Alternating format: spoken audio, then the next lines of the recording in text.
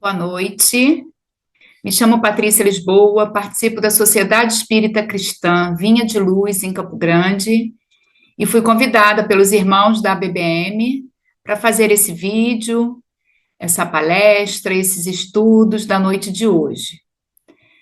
Deixo já o meu abraço, o nosso abraço da Sociedade Vinha de Luz para todos os nossos irmãos e as nossas casas que são co-irmãs.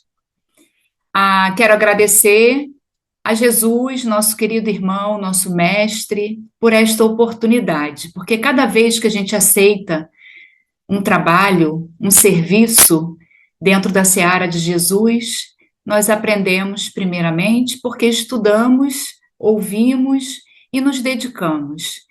E a nossa gratidão por estar aqui, fazendo parte deste modo virtual, mas que alcança todos os lares, todos os corações. Então, meus irmãos, como nós sempre fazemos, para iniciarmos os nossos estudos, nós faremos a leitura da página de preparo de ambiente, para que vocês acompanhem comigo. Então, vamos lá. Eu acredito que todos já estejam vendo aí. A página de preparo de ambiente é do livro Caminho. Acho que agora que vai, peraí. Só um minuto, meus irmãos, compartilhar. Apresentação. Agora sim, meus irmãos, agora todos estão vendo. O item é o 49, saber e fazer. Está lá em João, capítulo 13, versículo 17, palavras de Jesus. Se sabeis estas coisas, bem-aventurados sois se as fizerdes. Entre saber e fazer, existe singular diferença. Quase todos sabem, poucos fazem. Todas as seitas religiosas, de modo geral, somente ensinam o que constitui o bem. Todas possuem serventuários, crentes e propagandistas, mas os apóstolos de cada uma escasseiam cada vez mais. Há sempre vozes habilitadas a indicar os caminhos. É a palavra dos que sabem. Raras criaturas penetram valorosamente a vereda, muita vez em silêncio, abandonadas e incompreendidas. É o esforço supremo dos que fazem. Deixa eu passar.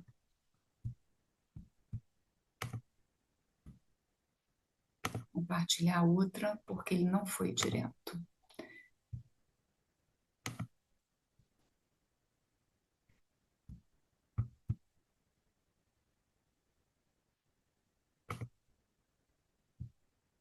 Peraí, meus irmãos, porque não foi a outra página. A outra parte.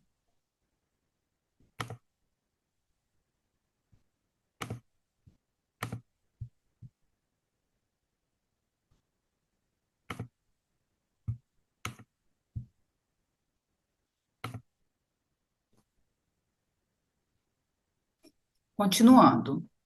Jesus compreendeu a indecisão dos filhos da terra e, transmitindo-lhes a palavra da verdade e da vida, fez a exemplificação máxima através de sacrifícios culminantes.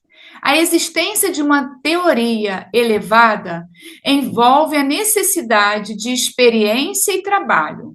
Se a ação edificante fosse desnecessária, a mais humilde tese do bem deixaria de existir por inútil. João assinalou a lição do mestre com sabedoria. Demonstra o versículo que somente os que concretizam os ensinamentos do Senhor podem ser bem-aventurados. Aí reside, no campo do serviço cristão, a diferença entre a cultura e a prática, entre o saber e o fazer.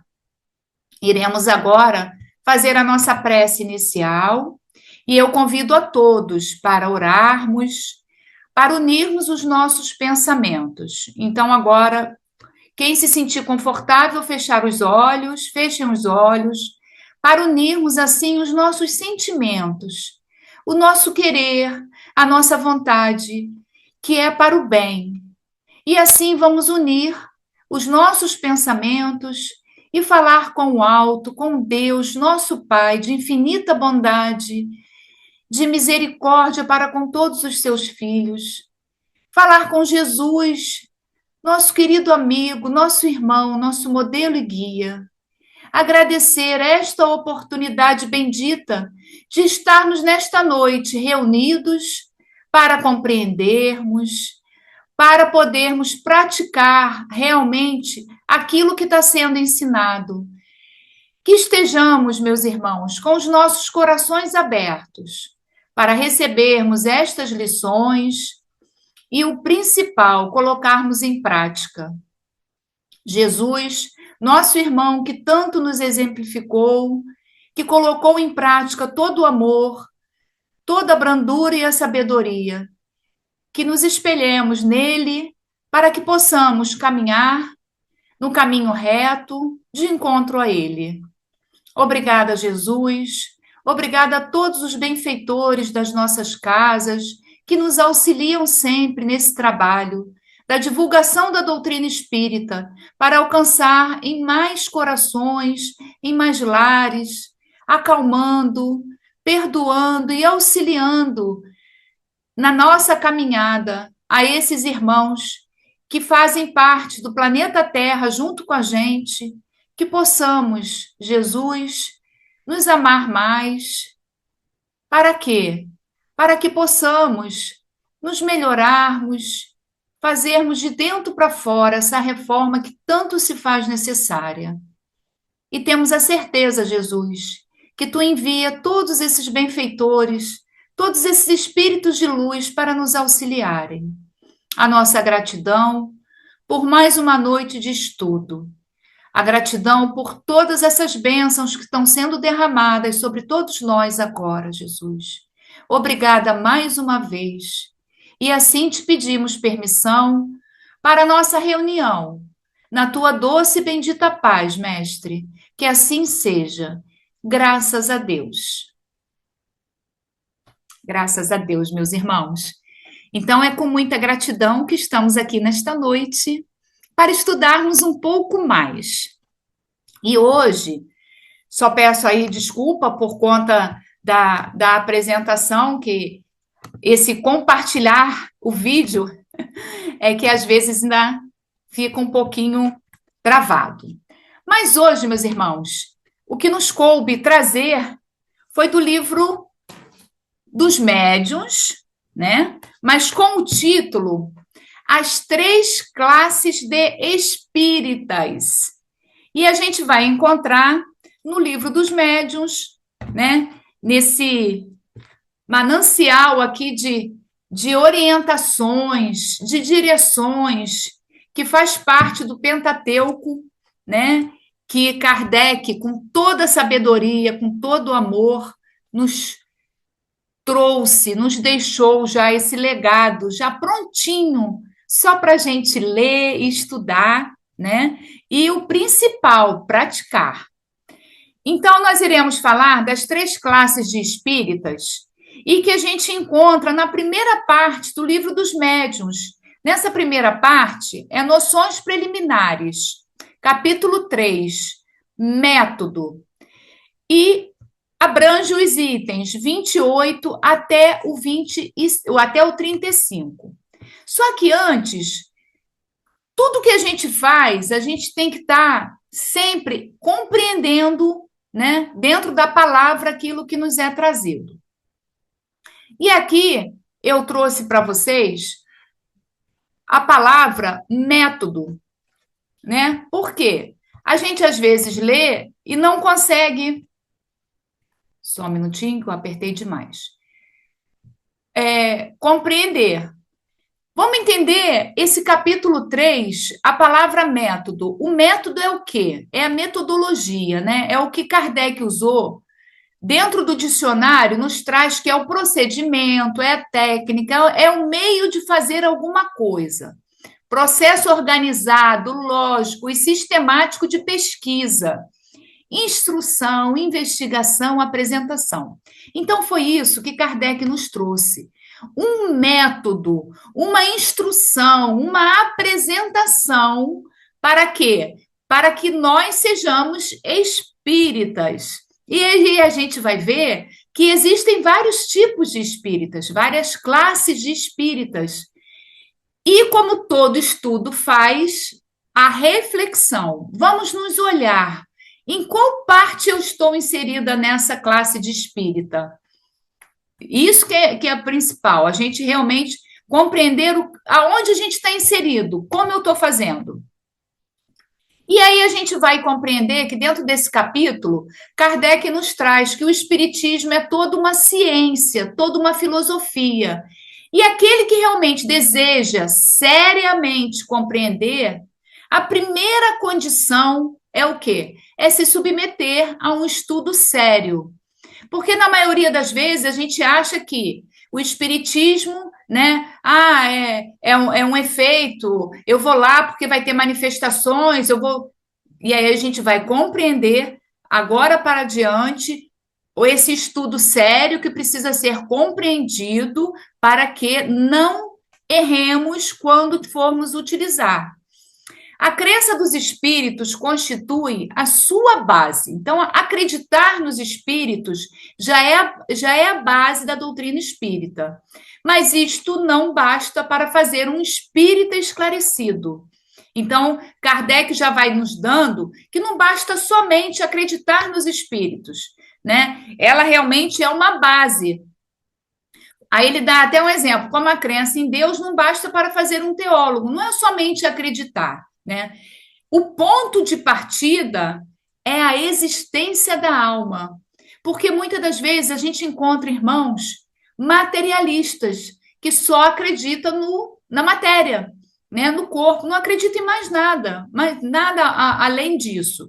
Então, a partir do momento, e a gente vai ver lá na frente, que o irmão já acredita que existe uma alma, algo que não vai morrer, né? Que vai morrer a matéria, mas algo que vai ainda viver após a morte da matéria, já é um ponto de partida. O seu ensino, quer dizer, a doutrina espírita, deve seguir alguns procedimentos, quer dizer, alguns métodos para chegar-se com segurança à convicção. O meio mais simples de evitar inconvenientes é começando pela teoria. A prática, né, seria o quê? Seria os efeitos, aquilo tudo que a gente vai acompanhando. Mas começar com a teoria, começar com o estudo. Para quê? Para que quando a gente for ver a prática, for fazer realmente a prática, a gente ter consciência daquilo que a gente está fazendo. E aí ele nos traz mais. O estudo prévio da teoria tem a vantagem de mostrar a grandeza do objetivo e o alcance desta ciência. Os que creem sem ter visto, porque leram e compreenderam, ao invés de superficiais, são os mais ponderados. Olha que importante isso. Aqueles que leem e compreendem são os mais ponderados, são aqueles que não vão se cair em armadilhas, em espíritos que vêm mistificar, que vêm complicar, né? Os espíritos zombeteiros, que ainda são irmãos, que ainda se encontram ainda num estágio de brincadeira, né? E desencarna, continua com aquela mesma sintonia que se tinha ainda quando encarnado. As manifestações colaboram, a confirmam, mas não constituem um fundamento essencial que Kardec está nos trazendo, não excluindo de forma nenhuma, as manifestações foram muito necessárias para que despertasse até em Kardec algo que ele via, né, a mesa movendo-se, girando no alto, e daí ele racionalmente ele pensou, algo ali existe além da matéria, algo inteligente. E aí conclui-se que seria absurdo supor que estejamos aconselhando a negligência dos fatos, pois pelos fatos que chegou-se à teoria. Foi através das mesas girantes que se chegou, né, à teoria, os estudos. Allan Kardec nos trouxe a quantificação. E, claro, no mês de outubro, que a gente faz essa homenagem a Kardec, trouxe aí a imagem dele, né? Tudo isto fruto de um trabalho assíduo de muitos anos e de muitas observações de Allan Kardec e toda a sua equipe. Muito importante a gente deixar, né, o nosso agradecimento por esse espírito de luz que nos trouxe tantos esclarecimentos, tantas observações. E refletindo sobre as várias categorias de crentes no espiritismo, encontraremos os espíritas. Olha só, no início eu coloquei o título somente de 3, né? As 3 classes. Mas Kardec ainda nos traz mais uma. E aí eu coloquei as 4 aqui para a gente olhar e verificar em qual classe eu estou inserida. E o que eu posso estar mudando para realmente me tornar, como a gente vai ver, verdadeiros espíritas.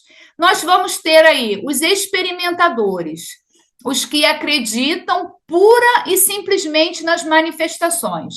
Uma ciência de observação, de fatos que acontecem, eu ouvi dizer, alguém viu, são os experimentadores. Às vezes a gente até escuta assim, eu gostaria de experimentar, eu acho que eu vou lá no centro que você frequenta, né? Então são essas classes de crentes. E tem os espíritas imperfeitos, os que veem mais do que fatos, quer dizer, já passei daquela primeira etapa, compreendem a parte filosófica, admiram a moral, mas não a praticam. Deixam falar mais alto o egoísmo, a vaidade. Eu mudar, não, sou totalmente materialista, agarrado às minhas coisas. Então, são os espíritas que ainda são imperfeitos, compreendem, estudam, sabem de toda a parte moral, mas não conseguem praticar. E os verdadeiros espíritas, ou os melhores espíritas cristãos, como Kardec coloca, que praticam a moral espírita e aceitam as suas consequências. São irmãos que já despertaram, além de compreenderem, lerem, estudarem a teoria, já conseguem praticar, porque entendem que se fizer algo, a consequência vai estar lá na frente. Então, eles já de agora já começa essa mudança. Então, vamos dizer assim, é aonde a gente precisa chegar, né? Nesses verdadeiros espíritas. E existe também uma classe, uma categoria, que são dos espíritas exaltados. É uma espécie, assim, mais nociva do que útil à causa do espiritismo. Por quê? Porque quando você é espírita, quando você estuda, quando você se compromete com a doutrina, você vai estar propagando, né, aquilo que você está estudando. Então, a gente tem que saber dosar aquilo que a gente fala, aquilo que a gente faz, o nosso comportamento. O irmão que fica muito exaltado, né, tudo em excesso, tudo em exagero, como Kardec coloca, não faz bem. E aí, entrando no item 29, eu até antes de fazer a leitura, eu vou aconselhar que todos leiam, porque são parágrafos grandes, o nosso tempo não comporta trazer todos, a gente tenta trazer uma síntese, algo bem resumido, mas que a gente às vezes não consegue, por conta do tempo, falar tudo. Então, eu deixo aí para vocês a dica e o convite para a leitura. No item 29, diz assim: os meios de convicção variam extremamente segundo os indivíduos. Então, assim, o se convencer da doutrina, o praticar, vai depender de cada um. Nós somos espíritos, né, criados simples e ignorantes, e cada um está numa etapa, cada um está num estágio. Então, hoje eu posso compreender de uma forma, e o irmão ou a irmã que está ao meu lado já não compreende. Então, a gente tem que compreender que cada indivíduo está num estágio. E aí a gente viu anteriormente as categorias dos espíritas, né? E aí eles nos trazem assim: os que persuadem uns nada produzem sobre os outros. Estes são convencidos por certas manifestações materiais. Aquele outro, por comunicações inteligentes. O maior número pelo raciocínio. Então, muitas das vezes, a gente quer convencer o irmão, porque nos faz bem a doutrina, nos esclarece o porquê, para quê, o que estamos fazendo aqui. Então, a gente fica nesse êxtase tão gratificante que a doutrina nos traz, que a gente quer trazer os irmãos que estão ao nosso redor para compartilhar dessa fonte bendita que a gente está tendo, né? Só que a gente às vezes quer impor, quer persuadir aquele irmão para vir para a nossa doutrina. E aí os espíritos, né, através de Allan Kardec, nos traz que a maior parte é pelo raciocínio. Não é como ser convencidos pelas manifestações materiais, né? Ou então ficar através de palavras, não, você tem que ir, você tem que ir. Não, não é assim. Aí ele nos traz assim, ó, é útil procurar convencer um incrédulo obstinado? Será que vai ser bom, vai ter utilidade eu querer convencer aquele irmão que não acredita, que acha que daqui morreu, acabou, né? Que do nada vou ficar sem fazer nada mesmo depois da morte? E aí o que Kardec nos traz. Dissemos que isso depende das causas e da natureza de sua incredulidade. Então, aquele irmão que não acredita, aquele que não é convencido nem pelo raciocínio, nem pelos fatos, deve sofrer ainda a prova da incredulidade. É necessário deixar à providência o cuidado de encaminhá-lo em circunstâncias mais favoráveis. Então, meus irmãos, qual é o nosso papel? Qual é a nossa função quanto espírita? Chegar perto daquele irmão. Quando a gente vê que o irmão é incrédulo, que ele não acredita nem raciocinando, quando você mostra pela razão a doutrina e mostra a doutrina por fatos, ele não acredita nenhum nem o outro, então a gente deve deixar a providência, né, se ter o cuidado com esse irmão que amanhã ele vai despertar e ele vai compreender.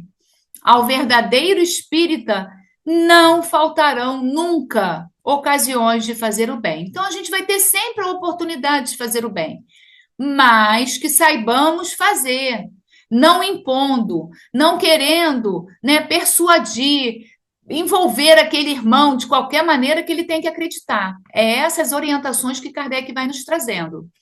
O espiritismo verdadeiro não se coloca nunca em espetáculo e nunca subirá em palcos para exibição. Porque uma vez falaram assim para mim: poxa, é assim, já que os espíritos, né, vêm com a gente, conversa com a gente, o que podia fazer, né? Podia numa praça pública colocar ali materialização, né, fazer toda a parte de manifestações e para convencer a todos sobre a doutrina dos espíritos. Só que o verdadeiro espiritismo, ele não precisa se exibir, não precisa ter palco, espetáculo para isso. Primeiro, como Kardec nos traz, é começar pela teoria, pelos estudos. Aí todos os fenômenos são passados em revista, São explicados, pode-se conhecê-los, compreender a possibilidade, conhecer as condições nas quais eles podem se produzir e os obstáculos que podem encontrar. É por experiência que falamos e também porque dizemos que o melhor método de ensino espírita é o de se dirigir à razão antes de se dirigir aos olhos. É isso que seguimos nas lições e nos felicitamos por isso. Olha que grandioso aí a resposta. Então, o espiritismo verdadeiro não se precisa fazer espetáculo, nem ter que fazer nenhuma manifestação para convencer. O convencimento é pela lógica, pela razão, pelo entendimento, como ele nos traz aqui. A razão antes do olhar, antes dos olhos, antes de ver, né? É compreender por quê. Se acaso vier um grupo de irmãos se manifestar numa praça pública, eu já vou ter esse discernimento de compreender, opa, isso não está legal. O espiritismo verdadeiro não faz isso. Não se tem espetáculo, não é dessa forma. E aí a gente já vai conseguir separar o joio do trigo. A gente já vai poder compreender o que realmente são condições dos espíritos superiores de estar trazendo aquelas mensagens. Então, o importante da teoria, do estudo que Kardec nos traz, notamos que aqueles que creem, antes de ter visto, mas porque leram e compreenderam, longe de serem superficiais, são, ao contrário, aqueles que refletem mais. Porque a gente já tem a compreensão daquilo que se está vendo. Quando você consegue compreender, acreditar, aceitar antes de ver o fenômeno, antes de ver a manifestação, você vai refletir mais quando acontecer a manifestação, o fenômeno. Então, é isso que Kardec vem nos trazer com toda a sabedoria nesses capítulos, nos alertando para aquele verdadeiro espírita. E aí ele completa: não é exato dizer que aqueles que começam pela teoria faltem de observações práticas. Não. Não é exato dizer. A teoria, ele completa, tem por efeito dar explicação. E dizemos que esses fatos têm um grande peso, porque se apoiam sobre testemunhos irrecusáveis. Então, Kardec vai abrindo mais a nossa visão a partir do entendimento que a gente vai tendo um peso maior, porque vai se apoiando em bases sólidas, no raciocínio, na fé raciocinada, no que realmente consiste numa base de compreensão. E ele continua: estariam estranhamente equivocados sobre essa maneira de se ver, de ver se supusessem que aconselhamos negligenciar os fatos. É pelos fatos que chegamos à teoria. Olha o cuidado de Kardec em deixar claro, registrado aqui para a gente, que ele de maneira nenhuma estava dizendo que era uma maneira equivocada de começar pelos fatos. Né? Não estava negligenciando, não estava abafando, dizendo que não era pelos fatos que se deveria começar. Até porque, ele explica, foi através dos fatos. Que seriam esses fatos? As manifestações, as mesas girantes. Foi quando começou a ter todo esse despertamento para algo além da matéria, né? E foi quando Kardec foi inserido nessas apresentações, só que ele não viu somente com os olhos da carne, ele viu com os olhos além, um olhar de raciocínio. Opa! Algo está diferente aí, a mesa não anda, a mesa não balança, a mesa não flutua. O que está acontecendo? Algo inteligente está agindo sobre essa mesa. Então, aí a gente vê, claro, que é um espírito, Allan Kardec, que veio já com essa missão, mas que ele teve um olhar diferenciado. E é esse olhar que Kardec nos traz quanto espíritas que precisamos ser.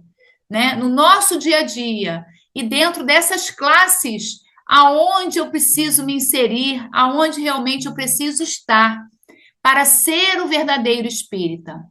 Então, é pelos fatos que chegamos à teoria. Kardec nos traz isso muito claramente. Ele, de forma alguma, ele estava dizendo que não era pelos fatos, porque foi através dos fatos. E aí ele completa: sem o raciocínio, eles não são suficientes para determinar a convicção que uma explicação prévia, destruindo as prevenções e mostrando que não tem nada contrário à razão, dispõe os indivíduos a aceitá-los. O que Kardec nos traz?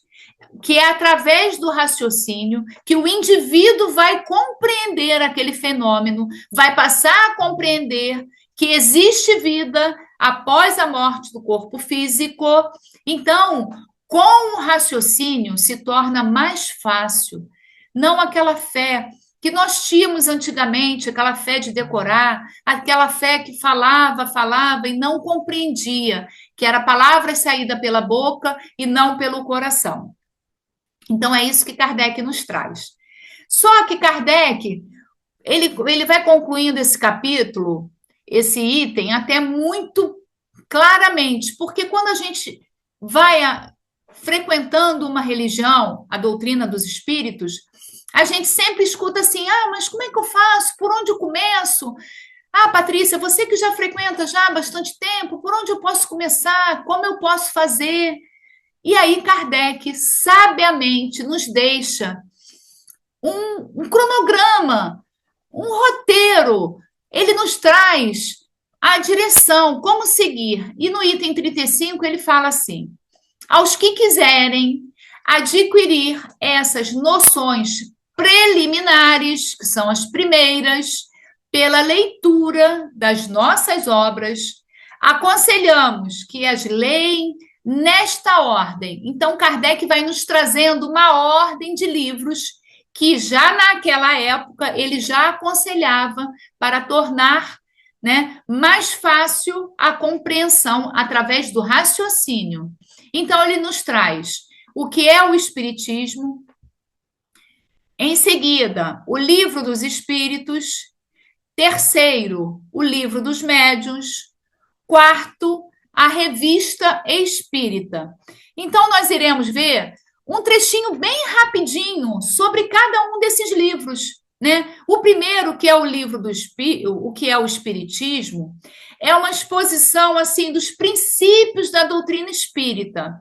Se a gente conseguir olhar, é um livro ótimo para se ler, ele abrange um conjunto assim, em poucas palavras, como até eu coloquei aqui, vê-se o objetivo e pode-se julgar o seu alcance. Encontram respostas às principais questões ou objeções que são naturalmente dispostas a fazer pessoas estranhas. Que são essas pessoas estranhas? Pessoas que não conhecem a doutrina e que vão perguntar às vezes para a gente, e nós, na função de propagadores da doutrina espírita, servidores do Cristo, nós precisamos saber realmente aquilo que nós estamos propagando. Porque quando vier uma questão, uma dúvida, uma objeção, a gente tem que saber como responder. Ou você está só na decoreba, ou você está na compreensão, no raciocínio, no lógico da questão. É uma introdução que facilita um estudo mais aprofundado. E aí ele nos traz como segundo o Livro dos Espíritos, que nós sabemos que tem 1019 perguntas e respostas, que Kardec sabiamente elaborou junto com os espíritos superiores que foram dando as respostas, e ele foi fazendo um comparativo dessas respostas. E aí nos traz aqui, ele contém a doutrina completa, ditada pelos próprios espíritos, com toda a sua filosofia e com todas as suas consequências morais. Trata-se do destino do homem desvelado, a iniciação à natureza dos espíritos e os ministérios da vida do além. Lendo, compreende-se que o espiritismo tem um objetivo sério, Não é um passatempo frívolo, como na época de Kardec. Era um passatempo, era um circo, era uma brincadeira, ir lá ver as mesas girar. E aí eles vão trazendo para a gente essa responsabilidade do estudo sério, desse comprometimento que nós espíritas precisamos ter. E como terceiro, ele nos traz o livro dos médiuns, que é esse que a gente está vendo agora. Ele é destinado a orientar na prática das manifestações, pelo conhecimento de meios, os mais apropriados para se comunicar com os espíritos. É um guia, seja para o médium, seja para os evocadores, e o complemento de O Livro dos Espíritos. E a revista Espírita é uma coleção variada de fatos, de explicações teóricas e de trechos destacados que completam o que é dito nas duas obras precedentes e que representa a sua aplicação. A leitura pode ser feita ao mesmo tempo em que a das outras obras, mas será mais aproveitável e mais inteligível depois da leitura de O Livro dos Espíritos. E aí, ainda nos traz aqui, ó, no item 35. Isso é o que nos concerne aqueles que querem tudo conhecer numa ciência, deve necessariamente ler tudo o que está escrito sobre a matéria, ou pelo menos as coisas principais. Não se limitar a um só autor. Olha como Kardec é sábio, não se limitar a um só autor. Vamos ler, vamos compreender, ó, devem mesmo ler o contra e o a favor, os críticos, tanto quanto as apologias, iniciar-se nos diversos sistemas a fim de poder julgar pela comparação. Kardec sempre foi muito observador, sempre comparava as questões, observava. Então, é isso que ele nos traz aqui. Já tem mais um pedacinho. Sobre esse assunto, não preconizamos nem criticamos obra alguma, não querendo influir em nada sobre a opinião que se pode formar. Levando nossa pedra ao edifício, tomamos nosso lugar nas fileiras. Não nos cabe ser juiz e parte, e não temos a ridícula pretensão de ser o único a dispensar a luz. Cabe ao leitor separar o bom do mal, o verdadeiro do falso. Então, meus irmãos, a gente passa a compreender toda essa sensibilidade que Kardec teve em nos trazer a compreensão, o esclarecimento, o raciocínio lógico, o compreender aquilo que está passando. Então, meus irmãos, nós temos esse livro maravilhoso que faz parte do Pentateuco, que a gente costuma dizer Pentateuco kardeciano, que tanto nos ajuda. Vamos fazer a nossa parte, como disse ele ali no final, vamos carregar a nossa pedra do nosso edifício. Nós estamos tendo a oportunidade de compreender, mais ainda em entender qual tipo de espírita, de crente eu estou sendo, para compartilhar no meu dia a dia com os irmãos que fazem parte, seja no trabalho, seja na rua, seja no nosso lar, no convívio, né, dos nossos familiares, como eu estou me comportando? Eu estou tentando impor a minha religião, aquilo que eu acredito, eu tenho que compreender. Então, fechando o nosso estudo, a nossa fala de hoje, eu vou trazer do Evangelho segundo o Espiritismo, do capítulo 17, que tem o título Sede Perfeitos. E lá tem o item que é os bons espíritas. E o finalzinho ele nos traz, assim, resumidamente, muito bom. Reconhece-se o verdadeiro espírita pela sua transformação moral e pelos esforços que emprega para domar suas inclinações mais. Então, o verdadeiro espírita é aquele que dia a dia vai domando, vai cortando, vai podando as suas más inclinações, porque somos espíritos imortais que estamos aqui com um processo de evolução com essa finalidade de progredirmos e evoluirmos. Meus irmãos, convido todos agora para encerrarmos com a nossa prece de gratidão por tudo que nos é trazido, por todo esclarecimento, que possam ser absorvidos em nossos corações e principalmente na prática, no dia a dia. Então eu convido a todos para orarmos. Vamos assim fechar os nossos olhos, elevando a Deus, nosso Pai, de infinita bondade, o nosso agradecimento com toda sinceridade.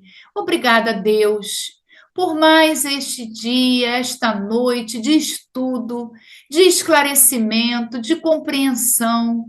Somos espíritos inteligentes, temos o raciocínio, que possamos utilizar a razão, o raciocínio em tudo aquilo que nos chega. Obrigada, Jesus, pelo teu amparo, por nos acolher, por compreender ainda as nossas imperfeições, mas por saber que estamos aqui ao teu lado. Quando sabemos que tu está ao nosso lado, Jesus, nos sentimos fortes, nos sentimos mais amparados, que continuemos nesta estrada que é aqui a nossa vida carnal, porque precisamos passar. São estágios que passamos, Jesus, mas que possamos aproveitar cada momento, cada instante. Obrigada, Jesus. Obrigada a todos os benfeitores que nos auxiliam das nossas casas, Frei Fabiano de Cristo, Dr. Bezerra de Menezes e todos esses espíritos benevolentes de luz que nos amparam, que a falange bendita desses franciscanos que nos auxiliam, sejam através deles derramados as bênçãos do nosso Pai maior. Que essas bênçãos que acalentam os corações, que auxiliam em cada caminhar, que amparem a cada família, em cada lar. Obrigada, Mestre querido, obrigada, Jesus, e assim te pedimos permissão para encerrar com muita gratidão em nossos corações a noite de hoje, te dando graças a Deus. Que assim seja. Obrigada, meus irmãos, e até a próxima.